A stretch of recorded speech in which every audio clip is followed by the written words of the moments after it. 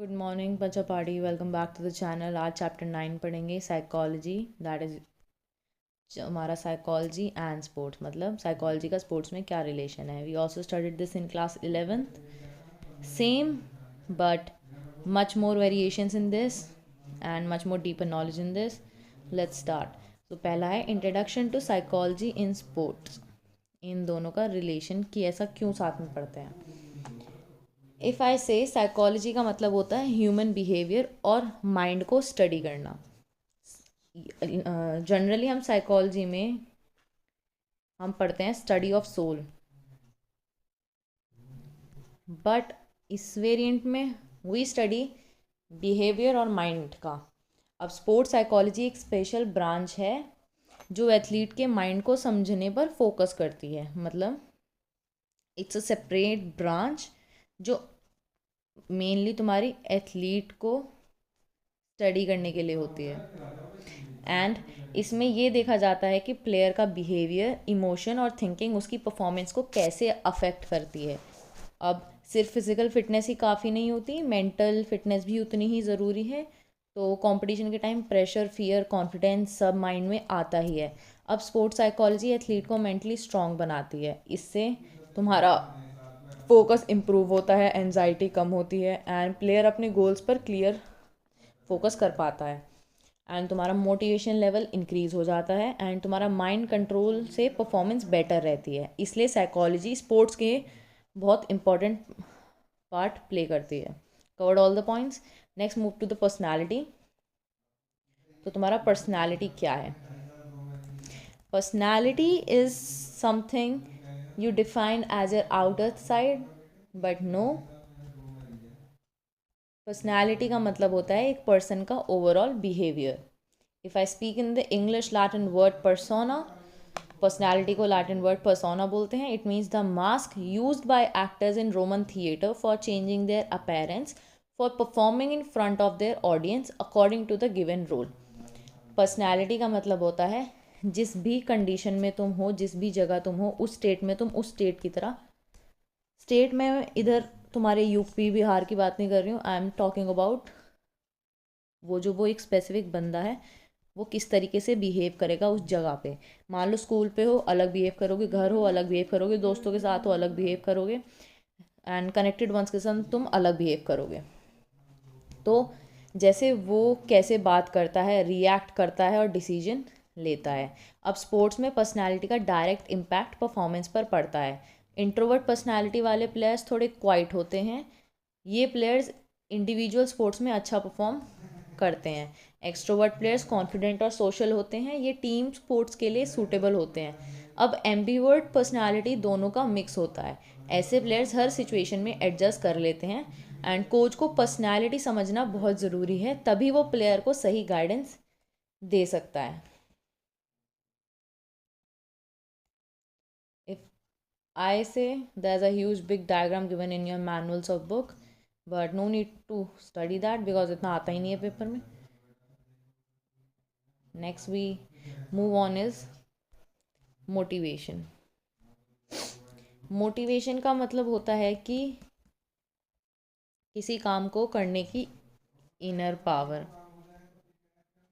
It's your inner power. Sports में बिना motivation success possible नहीं होती। मोटिवेशन प्लेयर को प्रैक्टिस के लिए रेडी कर रखती है। इंस्टिंक्ट मोटिवेशन अंदर से आती है। इंस्टिंक्ट में तुम्हारा इन ही आ रहा, मतलब इनसाइड, जैसे पैशन, सेल्फ सेटिस्फैक्शन और इन्जॉयमेंट। एंड एक्सट्रिंसिक मोटिवेशन बाहर से मिलती है, जैसे मेडल्स, रिवॉर्ड्स, अप्रिसिएशन। अब दोनों टाइप्स की मोटिवेशन इम्पॉर्टेंट होती है। मोटिवेशन से कॉन्फिडेंस इंक्रीज होता है। फेलियर के बाद भी प्लेयर गिव अप नहीं करता, इसलिए मोटिवेशन एथलीट का एज अ बैकबोन काम करता है। एंड इसमें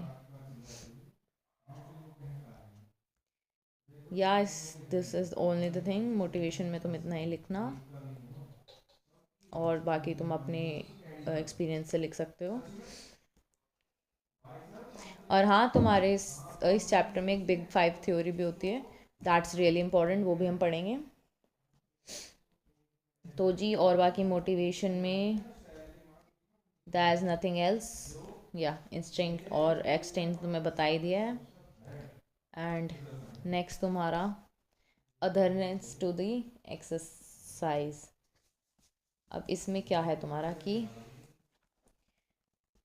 एडहेरेंस का मतलब होता है एक्सरसाइज रूटीन को फॉलो करना, रोज़ एक्सरसाइज करना डिसिप्लिन दिखाता है। अब रेगुलर एक्सरसाइज से तुम्हारी फिटनेस मेंटेन रहती है और अधेरेंस से हेल्थ इम्प्रूव होती है। अब तुम्हारा जो मेंटल स्ट्रेस है वो भी कम होता है, कॉन्फिडेंस और सेल्फ एस्टीम बढ़ता है। लैक ऑफ मोटिवेशन अधेरेंस को अफेक्ट करता है। टाइम मैनेज भी इम्पॉर्टेंट फैक्टर होता है एंड पॉजिटिव इन्वायरमेंट अधेरेंस बढ़ाता है और कोच और फैमिली सपोर्ट भी ज़रूरी होता है। Next we have your types of exercise adherence. Exercise adherence पर कोई फैक्टर डिपेंड करता है, जैसे फिजिकल फैक्टर्स में हेल्थ और फिटनेस लेवल आता है, साइकोलॉजिकल फैक्टर्स में मोटिवेशन और कॉन्फिडेंस आता है, सोशल फैक्टर्स में फ्रेंड्स और फैमिली का रोल होता है, पॉजिटिव माइंडसेट अधेरेंस को स्ट्रॉन्ग बनाता है, ग्रुप एक्सरसाइज से इंटरेस्ट बढ़ता है, रेगुलर रूटीन बोर्डम कम करता है एंड तुम्हारा गोल सेटिंग अधेरेंस को इम्प्रूव करता है। अब कंसिस्टेंसी सक्सेस की होती है, ये सबको पता है, that's all adherence is about. Next, it's your meaning and types of aggression. Aggression, as every Gen Zs of your age is on a phase. Aggression का मतलब होता है intense behavior. स्पोर्ट्स में अगर बात करूँ तो स्पोर्ट्स में अग्रेशन कंट्रोल्ड होना चाहिए। हॉस्टाइल अग्रेशन में इंटेंशन कम, मतलब इंटेंशन हार्म करना होता है। इंस्ट्रूमेंटल एग्रेशन परफॉर्मेंस के लिए होती है, इंस्ट्रूमेंटल एग्रेशन अलाउड होती है। हॉस्टाइल अग्रेशन रूल्स के अगेंस्ट होती है and balance aggression performance improve करता है। एक्सेस एग्रेशन पेनल्टी ला सकती है एंड मेंटल कंट्रोल यहाँ बहुत इंपॉर्टेंट है। ये बहुत इंपॉर्टेंट क्वेश्चन है, बोर्ड में आता ही आता है, फॉर श्योर आता ही आता है कि टाइप्स ऑफ एग्रेशन बताओ। फिर से रिपीट कर देती हूँ। हॉस्टाइल एग्रेशन में इंटेंशन हार्म करने का होता है, इंस्ट्रूमेंटल एग्रेशन में परफॉर्मेंस के लिए होता है, मतलब ये अलाउड होता है, तुम इन बिटवीन मैच तुम्हारा हाइपर वाला चीज़ हो गई वो। हॉस्टाइल अग्रेशन रूल्स के अगेंस्ट होता है and balance aggression performance improve करता है। सो या this was now next is importance of psychology in sports. Sports psychology तुम्हारा फोकस इम्प्रूव करती है, प्लेयर्स प्रेशर हैंडल करना सीखते हैं, एनजाइटी और फियर कंट्रोल में आता है, कॉन्फिडेंस बिल्ड होता है, डिसीजन मेकिंग बेटर होती है, टीम कोऑर्डिनेशन इम्प्रूव होती है, मेंटल टफनेस डेवलप होती है एंड ओवरऑल परफॉर्मेंस इन्हांस होती है। यही था इसमें। So this is the end. अब थोड़ा हम बात कर लेते हैं your more questions from this book. सबसे पहले पर्सनालिटी में बात करते हैं।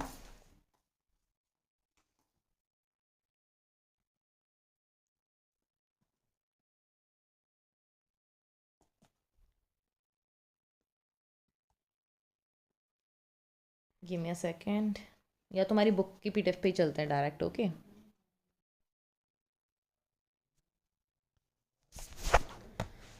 सो या I was saying about your book. Book में आई नो तुम्हें थोड़ा मतलब ऐसा लगेगा कि मतलब बहुत सारी चीज़ें हैं एंड यूल फाइन कि यार ये चीज़ तो दीदी पढ़ा ही नहीं रही, बट मैं वही चीज़ पढ़ा रही हूँ जो सीधा बोर्ड्स में आती है, क्वेश्चन जिससे आता है, मैं फालतू पढ़ा ही नहीं रही, बिकॉज ये थ्योरी तो तुम्हारी टीचर्स भी पढ़ा देंगी। पर्सनैलिटी में अगर मैं इससे बात करूँ तो पर्सनालिटी में जो मैंने अपनी उसमें ऐड ऑन नहीं करा था वो यही था, पर्सनालिटी के टाइप्स मैंने तुम्हें मेन बता दिए थे जो सबसे ज़्यादा पूछे जाते हैं। ये जो इतना सारा यहाँ पे ये दिया हुआ है ये तो कभी नहीं आता, ऐसा आता ही नहीं है। नेक्स्ट तुम्हारी ये चीज़ है सत्वा गुना, राजस गुना, तमस गुना, ये कुछ नहीं है, मैंने खुद पहली बार देख रही हूँ ये चीज़। तो इसमें तुम्हारी है ट्रेट थ्योरी। ट्रेट होता है तुम्हारी मतलब ये तुमने अगर बायोलॉजी भी पढ़ी होगी 10th में, वहाँ पे तुमने पढ़ा था एक चीज़ का इनहेरिटेंस, मतलब किसकी ट्रेट तुम्हारे अंदर आई है, किसकी गुण तुम्हारे अंदर आए हैं, इसी चीज़ के बारे में थी। और ये चीज़ आती है ट्रेट में। नेक्स्ट फ्रीक्वेंसी तुम्हारी सिमिलर बिहेवियर की होती है, इंटेंसिटी तुम्हारी एक्सट्रीम लेवल या किस लेवल तक तुम सिचुएशन को हैंडल कर पा रहे हो। कार्डिनल ट्रेट सेंट्रल और सेकेंडरी के टाइप्स हैं। कार्डिनल ट्रेट का मतलब होता है तुम्हारा डोमिनेंट बिहेवियर है, मे बी कम है बट आगे जाके चेंज हो जाए। सेंट्रल स्टेट आता है जहाँ तुम अपने बिहेवियर को चेंज करने की कोशिश करते हो as per individuals. Secondary trait में तुम्हारा ट्रेट बहुत गंदा हो जाता है, you would not able to do. And Sheldon personality type 11th में भी पढ़ा था, बैक ऑफ भी पढ़ा था हमने ये, जिसमें तुम्हारी टाइप ऑफ बॉडी शेप्स आ जाते हैं। तो it's your endomorph, mesomorph, ectomorph. बताना याद नहीं है, याद होगा तुम्हें बताना, वापसी रिपीट करने का कोई फ़ायदा नहीं है। ये है, this is thin, this is fit and this is heavy. ठीक जी। एंड ये वाला टेबल याद रखना, यही से तुम आंसर बना सकते हो। एंड नेक्स्ट तुम्हारा Heath Carter model of somatotype application in sports. ये है जंग क्लासिफिकेशन ऑफ पर्सनालिटी ट्रेट। इसमें भी ये वाला टेबल याद रखना, इंट्रोवर्ट एक्सट्रोवर्ट है, मैंने जो मैंने बताया, एम्बीवर्ट, ये सब बस यही चीज़ है। एंड ये वाला टेबल याद रखना जो तुम लिखने जाओगे। और क्या चीज़ है, 8 प्रेफरेंस, ये कुछ नहीं है, मैंने पहली बार सुना है। तो बाकी बोर्ड्स में अगर कुछ चीज़ तुम्हारी ऐसे नई ऐड हो रही है ना, तो नई चीज़ तो कभी आती नहीं है। I will bluntly say this thing, नई चीज़ आती ही नहीं है। Big 5 theory of personality is your ocean word से बनती है। ये है your neuroticism, openness, conscientiousness, agreeableness and extraversion. Extraversion तुम्हारा होता है अपनी रेंज से या नॉर्मल पीपल की रेंज से तुम एक्स्ट्रा ऑर्डिनरी हो। कॉन्शियसनेस होता है तुम कितने केयरफुल हो, रिस्पॉन्सिबल हो, हार्ड वर्क हो एंड हमेशा पॉजिटिव रहते हो अपने काम को करने के लिए। अग्रीबलनेस है कि यहाँ पे लिखा ही हुआ है इन शॉर्ट्स का मतलब कि फ्रेंडली हो,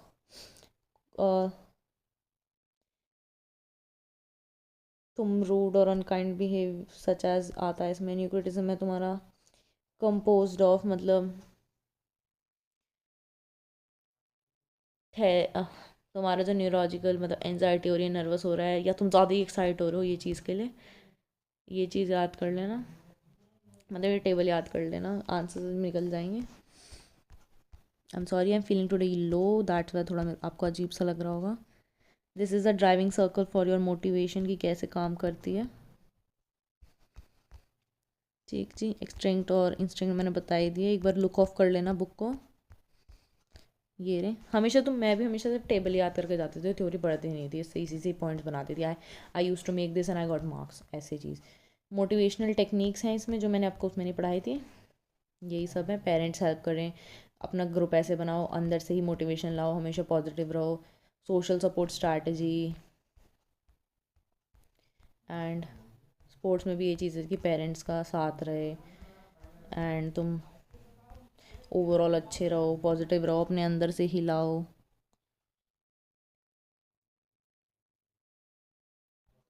ये रिसर्चर्स ने निकाले कि ये 4 चीज़ होंगी तो तुम मोटिवेट रहोगे। ये मैंने पढ़ाई दी exercise of the earth sense तुम्हें, concept of sense and reasons to senses ये पढ़ा दिया है। बेनिफिट्स, एक्सरसाइज के बेनिफिट सबको ही पता है, मुझे कुछ स्पेशली बताने की ज़रूरत नहीं है।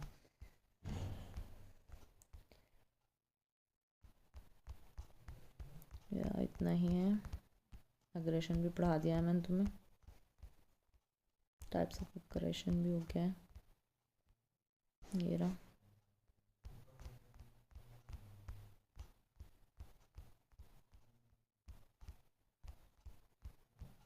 सो यार this was all about this chapter.